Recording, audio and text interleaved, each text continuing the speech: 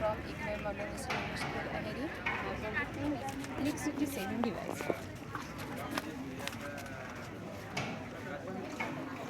तर आम्हाला आमच्या मॉडेलच्या तर्फे तुम्हाला हे सांगायचं आहे की इलेक्ट्रिसिटी आपण कसं सेव्ह करू शकतो. तर आम्ही त्यासाठी 100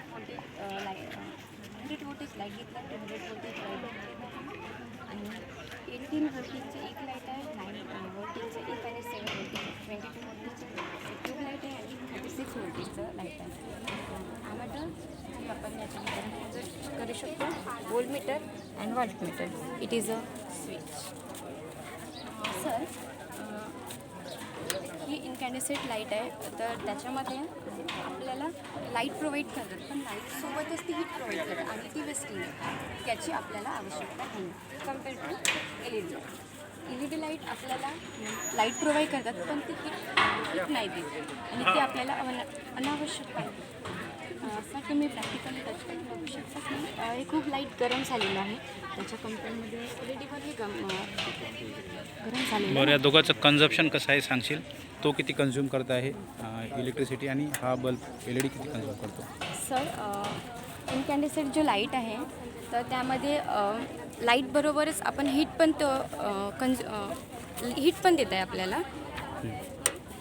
तर त्याच्यामुळे जी हीट प्रोड्यूस करतात त्याच्यासाठी इलेक्ट्रिसिटी वेस्ट होत आहे आणि तेच नाही होतं. आपण ते मेजर या वॉल्टमीटरच्या माध्यमातून करू शकतो.